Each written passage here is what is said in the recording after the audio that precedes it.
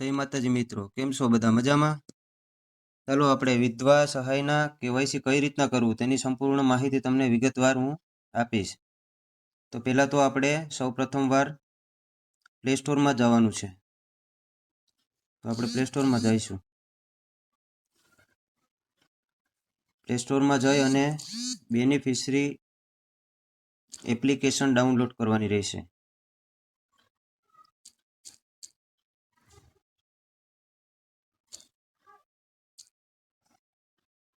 Beneficiary સત્યપાન app આ રીતની application આવશે.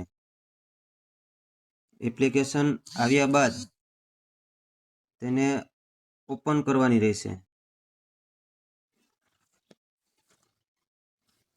ઓપન કરશો એટલે તેમાં આ રીતના ઓપ્શન આવશે. તેમાં ગુજરાત સિલેક્ટ કરવાનું રહેશે.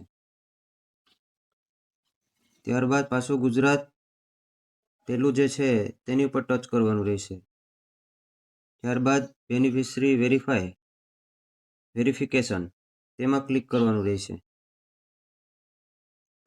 ત્યારબાદ આધાર નંબર એન્ટર કરવાના રહેશે. આપણે જે વ્યક્તિનું કરવાનું છે આપણા મોબાઈલ દ્વારા તેમનું આધાર નંબર એન્ટર કરવાના રહેશે. સૌપ્રથમ વાર આપણે આધાર નંબર એન્ટર કરીશું.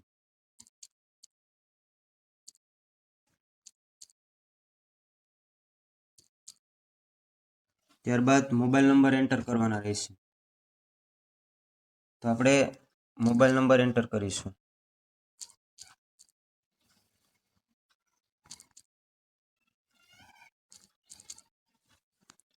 ત્યારબાદ સાઈડમાં એક કોષ્ટક આપેલું છે ત્યાં રાઈટની નિશાની કરશું. ત્યારબાદ આપણે સબમિટ બટન ઉપર ક્લિક કરીશું.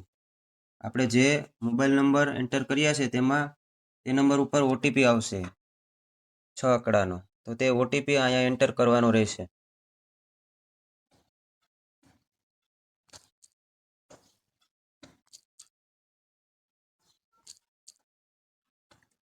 ઓટીપી એન્ટર કર્યા બાદ આ રીતનું સાઈડમાં કોષ્ટક આવશે ત્યાં ક્લિક કરવાનું રહેશે. અને જેને આધાર આરડી નામની એપ્લિકેશન પ્લે સ્ટોરમાં સૌ પ્રથમવાર ડાઉનલોડ કરવાની રહેશે, જેથી કરીને આપણે કેવાયસી કરવા માટેનો ફેસ લઈ શકીએ. અને આ બેનિફિશરી સત્યપાન એપ અને આરડી આધાર બંને એપ ઇન્સ્ટોલ કરવાની રહેશે. ત્યારબાદ સ્કેન ઉપર ક્લિક કરીશું એટલે આ રીતનું ગ્રીન થાય એ રીતનું એક આવશે.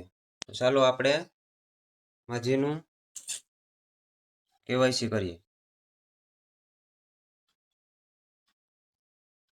આખું પટપટાવો. જો આ માજીનું થઈ ચૂક્યું છે. તો આ રીતનું કેવાયસી કમ્પ્લીટ થઈ ગયું છે.